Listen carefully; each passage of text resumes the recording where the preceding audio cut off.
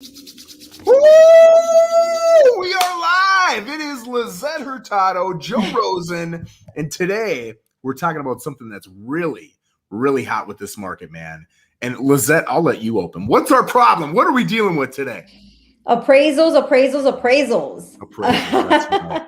That's right. So we're getting issues where it's not tough to get offers that are way over asking price. We're getting a lot of them. And I'll tell you, I'm getting off topic here a little bit, but I'm getting a lot of those offers from agents down in the South markets, right? Fort Lauderdale, West Palm Beach, Miami. But they've got inspection contingencies. So yes, they're $20, $30, $40, $50,000 over, but they'll do that on multiple properties with inspection contingencies, allowing them to get out. So if they throw 5 up and 2 get accepted, they go look at the 2 and they back out of the one where they don't like it, right? So they use that as an opportunity to show.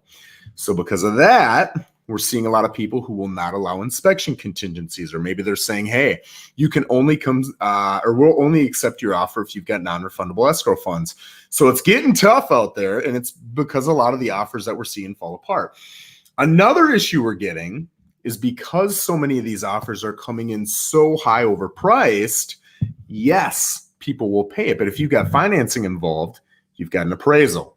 And if that appraisal comes in short, we've got an issue, because now you can only get funding at that amount. So we've got so many options when it comes to that shortage. So Lissette, tell me, with a couple of your listings or buyers, honestly, I guess it doesn't matter, how often are you seeing this, and what's the conversation sound like when this pops up? Yeah, specifically lately, I've been a little bit more on the seller side, and I'm advising my sellers up front. Listen, this is a situation that's going on in our appraisals. It really is. We don't know what's going to happen. Is it going to appraise? Are we over? Are we under? Just because they're all over the place lately. So that's something that we start the conversation early on before we even list the property. Yeah. One of the things I like to see in offers as a listing agent is a guaranteed appraisal shortage. I like to see that. That gives me confidence and also takes a big, huge risk factor out of the deal. Yep. So you may have an inspection contingency, but if you're guaranteeing that shortage in appraisal, for me, you're on the top of my offers. Yeah. So there are 3 major loan types that you can get, right? VA, FHA, and conventional. If you're VA or FHA, those are government backed, they're going to have appraisals. There's no ifs, ands, or buts around it. But if you're conventional, with 5% down, I haven't seen it. With 10% down, I've seen it once. And with 20, I see it quite often, where that lender will allow no appraisal, right? There's an appraisal waiver.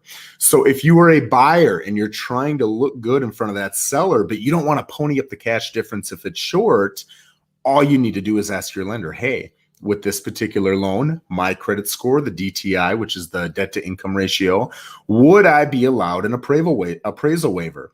Holy smokes. If you can ask for that up front and get that in your pre-approval letter that you're packaging and presenting to that seller, that's beautiful. That's a big deal. I've seen so many buyers call me after we go pending, and they'll say, what's their buyer's agent? Hey, Joe, just want to give you some good news. We found out there's no appraisal. And I'm like, okay, awesome. But had you told me about that a week ago, we wouldn't even negotiate it. I definitely would have taken your offer. So I think that's a big thing that a lot of people don't even know they can ask. And if you've got a newer lender or a lender who just hasn't done it a lot, they might not know that that's something they can do either, right? So how often are you seeing appraisal waivers on funded properties? I've been seeing them more and more. Not the waivers. I've been seeing the guarantee of shortage. I haven't seen a waiver yet, to be honest.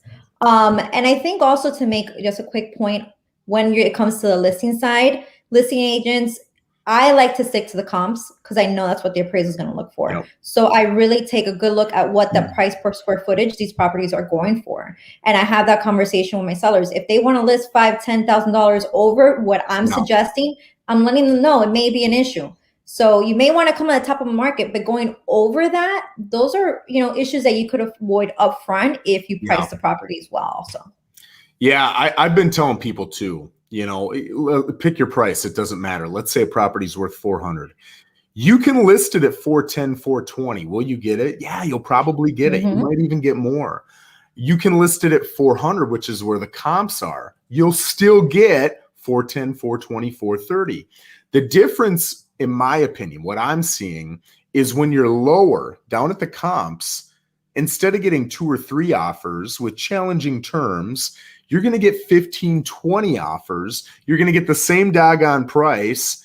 And because there's so much competition, you're able to leverage some pretty amazing terms. That's when you get the cash, the conventional with the appraisal waiver. You've got the appraisal guarantee. Let's talk about the appraisal guarantee. I want to talk about the numbers on that, right? So I think we did this last week. I can't remember. But let's use that same $400,000 home. And let's say they've got a conventional loan with 20% down. Let's say closing costs are 3%. And let's say they're guaranteeing 20 grand in a short appraisal. What does the cash out of pocket look like, right? So if you're coming in at 400 grand on this home and it appraises at 400 grand, you got 20% down, which is 80 grand. You've got 3% in closing costs, which is 12 grand. That brings you to $92,000. That's it, right? 92 grand in cash.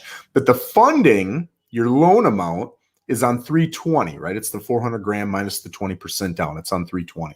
But you're paying 400 grand for that. Now, if it comes in short and you guarantee it $20,000, now the loan amount has to be based on the appraisal amount, which is 380. So you're going to come up with 20% of 380, which is 76 grand. Plus the 3%, which, my God, for me, let's just round it up to 12,000 because we're in the middle of a podcast here. So we'll say that's 90, right? So we're at 90, what do we say? 12,000 plus 76. So we're at 88,000 plus you got to cover the $20,000 in shortage. So we're at 108 grand. So you are heavier in cash. That's the negative. The positive is you're still paying $400,000. You're not paying any more. And the other positive is your loan amount is now based on 380 minus your 76 is 304 instead of 320. So your payment is going to be lower. So yes, there are negatives when it comes to the cash, but you're still paying the same price and your monthly payments are going to be lower. So I think when people hear that, they're like, oh my God. But when you look at the total picture, there are pros that come with those cons, right? What's that conversation sound like when you've got the buyer and it comes in short? Let's say they've guaranteed it or they haven't guaranteed it. Well, upfront, when we're making an offer, I like to know, are you going to come up with the difference if you're offering over asking price? So that's a conversation we have early on, so there are no surprises later on. If we know the property appraised $10,000 less than what our sale price is, I know the seller has the cash to come up with the difference. I don't like putting in offers unless I know we can come up with that difference for the appraisal. Yeah. Not in this market. Yes. So I always say you've got 4 options whenever you're short, right? So we're talking about appraisal guarantees. Let's go back to the 400 and let's say that you guaranteed 20 grand in a short appraisal. That has to be made up for in additional cash. So the people have to have the cash, right? And as an agent, you're going to want to walk through. Don't just say it because people don't always understand it. What I just did with the numbers, you want to write that down and say, does this make sense? Do you like this? Yes, I like that. Okay, sounds good. Then I'll write it in. I really advise agents, do not just say it, walk them through it, right? But let's say that property appraises for 370. You've guaranteed 20, but there's still another 10, right? So there are 4 options, 4 things that can happen. The first thing is the seller drops the price 10 grand. So the buyer covers the first 20, the seller's going to cover the next 10 with a price drop and you move forward. The second option is the buyer ponies up the full 30, the 20 they originally promised, plus the extra 10. The third option, which is what we see probably 90% of the time, is the 2 come together. So with that $10,000 extra shortage we have, maybe they split it 5 and 5. Maybe it's 7 and 3, 8 and 2, whatever. It doesn't matter as long as the 2 come up to meet the difference, right? So if it's 5 and 5, the buyer, instead of coming up with 20 grand in cash, will come up with 25, but the seller would agree to drop the price $5,000. Man, I'm probably losing the whole audience right now. They're like, what a nerd. And then the fourth option is the deal falls apart. Nobody wants the deal to fall apart. No. The buyer doesn't, the seller doesn't. But if you don't have the cash, you don't have the cash, which is why in this market, it's tough to be an FHA buyer. Why is it tough to be an FHA buyer? because you're coming in low on cash to begin with. Yeah. You're not cash heavy buyer.